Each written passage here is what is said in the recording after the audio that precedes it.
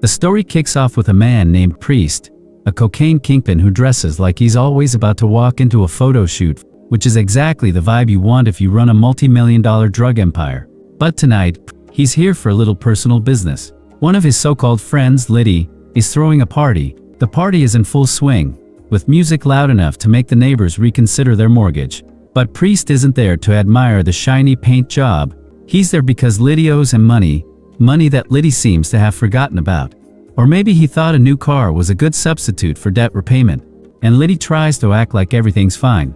But Priest doesn't come here for bedtime stories. He makes it very clear that he's not in the mood for games, and without saying much, he lets Liddy know that he's aware of every detail of his personal life, the kind of information that would make you check over your shoulder for the rest of the week. That's all it takes for Liddy's fake confidence to dissolve like ice cream.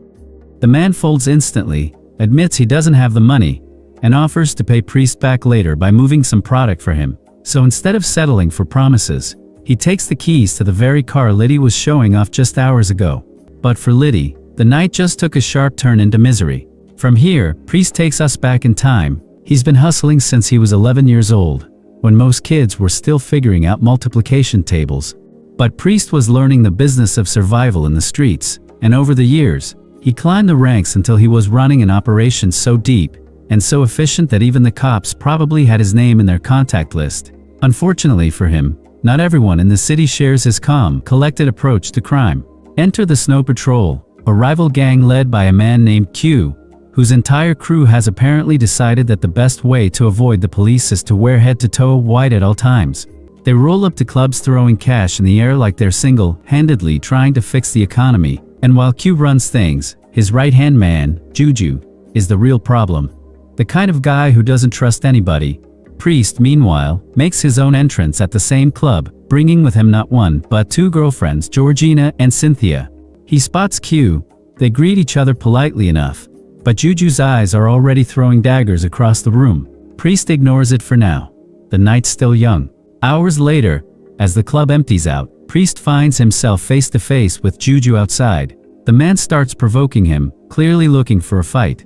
Priest, always preferring brains over brawn, tries to walk away. But Juju has the persistence of a spam email. He keeps pushing until things get physical. And when Juju reaches for a gun, Priest moves faster than you'd expect from someone wearing that much designer fabric. Unfortunately, in the chaos, Juju's gun goes off, hitting an innocent bystander. This immediately flips the switch for Priest, who, instead of vanishing into the night, rushes to help the victim, and even hands over cash to make sure they get medical care. If you enjoyed this recap, don't forget to like, comment, and subscribe for more stories like this. The next day, Priest heads to see his closest friend and business partner, Eddie. On the way, he passes Fat Freddy. At Eddie's place, Priest fills him in on the nightclub mess. Eddie, true to form, wants revenge immediately, but Priest has bigger plans. He's decided it's time to get out of the business altogether, but not before pulling off one last massive deal that will set him up for life. To make it happen, he needs more product from Scatter, the man who taught him everything about the trade. Priest meets Scatter at his gym. Priest pitches the idea of doubling their supply. Scatter shuts it down instantly, warning that doing so would put them directly on the radar of law enforcement, and no amount of fancy footwork in the ring will save them from that. Priest pushes comma, but Scatter stands firm. Meanwhile, the Snow Patrol has its own problems. Q is furious with Juju for the nightclub mess and for shooting an innocent civilian. Not long after, they get hit with a drive-by attack. Several members are killed, and Juju barely escapes with his life. The twist: one of the masked attackers is none other than Fat Freddy, clearly working under someone else's orders. Priest and Eddie start tailing Scatter, suspecting he's hiding his real suppliers from them. Their pursuit takes them from Texas across the border into Mexico, where Priest ditches Eddie and tries to follow Scatter on foot. This does not go smoothly. He's quickly caught and hauled into the presence of Aldebito Gonzalez, one half of the infamous Gonzalez brothers who control a huge slice of the drug trade. Aldebito isn't exactly thrilled to see an uninvited guest, but Priest plays it cool. Then, in a bold move, he needles Aldebito about his family drama, pointing out that their mother clearly favors his brother. Aldebito almost tosses him out of the plane they're in, but Priest doubles down and convinces him he's worth the risk. Impressed, or at least curious, Aldebito agrees to triple Priest's supply, but with a warning that mistakes will not be tolerated. He returns to his old house, retrieves a hidden stash of cash, sells the property, and adds the money to his growing war chest. Word of the Snow Patrol ambush spreads, and Cynthia tells Priest what she's heard. Over at Snow Patrol headquarters, Q is buying a casket for his fallen men while Juju insists Priest was behind the attack. Q doesn't buy it. Meanwhile, during a shooting range session, Priest learns that Eddie was the one who ordered Fat Freddy to carry out the ambush. Priest is furious and makes it crystal clear this is not how he operates. At an art gallery owned by Georgina, Mayor Atkins is giving a campaign speech. Priest, always thinking 5 moves ahead, encourages Georgina to keep close ties with the mayor. But the night takes a tense turn when Q confronts Priest about the ambush. Priest denies it, even covering for Eddie to keep the peace. With all Aldebito supply now flowing in, Priest's operation explodes in scale. Product moves faster than ever, and Scatter finds himself completely shut out of meetings with the suppliers. Priest celebrates his growing fortune with Georgina, reassuring her that they're close to being free of the game entirely.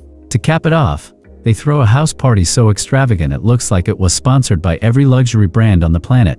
Eddie shows up wearing a $600,000 watch, because apparently, blending in is not something this crew has ever considered. Fat Freddy approaches him, asking for cocaine to sell. Eddie refuses at first, but then, in a moment of questionable judgment, hands over a small amount.